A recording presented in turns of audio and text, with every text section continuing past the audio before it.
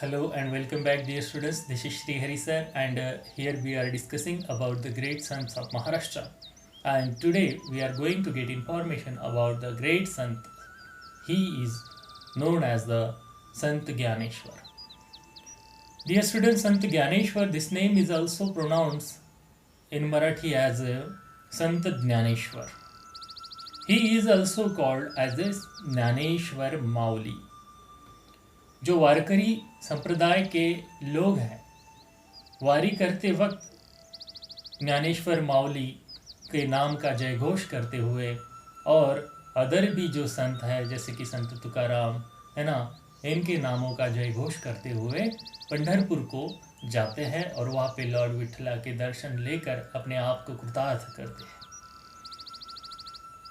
संत ज्ञानेश्वर इन्होंने जो संस्कृत में का जो नॉलेज था वो पर्टिकुलर लोगों को ही मिलता था, और ये जो नॉलेज है ऑर्डिनरी लोगों को भी मिलना चाहिए, इसीलिए उन्होंने संस्कृत में की जो भगवद गीता थी उसको मराठी में प्राकृत में क्या की है, अनुवादित की है। He translated Bhagavad Gita in Prakrit means Marathi. It is also called as Bhavartha Dipika. उसको भावार्थ दीपिका के नाम से भी जाना जाता है, और वो जो उन्होंने ट्रांसलेटेड की गई उनकी जो रचना है उसको संत ज्ञानेश्वरी मतलब ज्ञानेश्वरी भी कहा गया है। ज्ञानेश्वर ने लिखी गई रचना उनको ज्ञानेश्वरी कहा जाता है, और वारकरी संप्रदाय में ये जो ग्रंथ है इसको बहुत ही सम्मान से देखा जाता है, और ये बहुत ही इम्पोर्टेंट ग्रंथ उसमें है। माय डियर स्टूडेंट, संत ज्ञानेश्वर इनके कम आयु में ही उन्होंने बहुत ज़्यादा काम करके रखा है। 14 ईयर के आसपास ज्ञानेश्वरी की रचना ये बहुत बड़ी और अद्भुत बात थी उस समय के हिसाब से, और इतने छोटे उम्र में ही उन्होंने इतना अच्छा और इतना बड़ा ज्ञान दे दिया है कि आज हम 21वीं सदी में भी उसको क्या करते हैं, फॉलो करते हैं। इतना ही नहीं, उन्होंने कई रचनाएं की जैसे कि हरिपाठ है ना, देवाची द्वारी उभाक्षण बरी, आपने सुना होगा।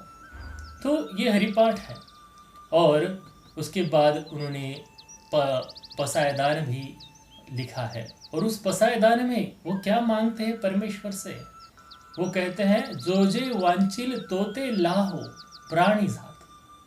मतलब जिसको जो जो चाहिए उसको वो सब मिल जाए, यही तो वो कामना करते हैं परमेश्वर से। भूता परस्परे जड़ो मैत्र जीवांचे, मतलब एक दूसरे के साथ सबके प्यार के व्यवहार हो, एक दूसरे के साथ लोगों का स्नेह बना रहे, एक दूसरे से सब प्यार करे, खुशियाँ बांटे और खुशी से रहे। इतनी अच्छी टीचिंग देने वाले संत ज्ञानेश्वर ही ऑल्सो रोड द अमृतानुभव।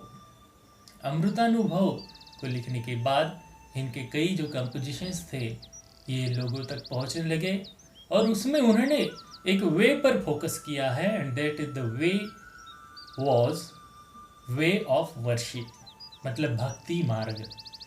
हमें भक्ति मार्ग पर चलना चाहिए, और उन्होंने ये भक्ति मार्ग इतनी आसानी से लोगों तक पहुंचाया है कि उसमें ना ही उन्होंने कोई क्रिटिकल टास्क रखा है, जैसे कि कोई कर्मकांड जो होते थे उन सबको अवॉइड कर दिया है। भक्ति मतलब दिल से परमेश्वर का नाम जपो और उनको दिल से याद करो, बस यही तो है भक्ति मार्ग। इतने आसान और सरल तरीके से उन्होंने इस मार्ग को लोगों तक पहुंचाया है। उनकी जो सिस्टर रही है, शी वॉज कॉल्ड एज संत मुक्ताबाई। उनके जो बड़े भाई थे वो थे संत निवृत्तिनाथ, है ना। ये 4 भाई थे, मतलब 3 भाई और एक बहन, ऐसे 4 लोग थे जो चारों के चारों संत परंपरा में अग्रगण्य माने जाते हैं। निवृत्ति, ज्ञानदेव, सोपान, मुक्ताबाई।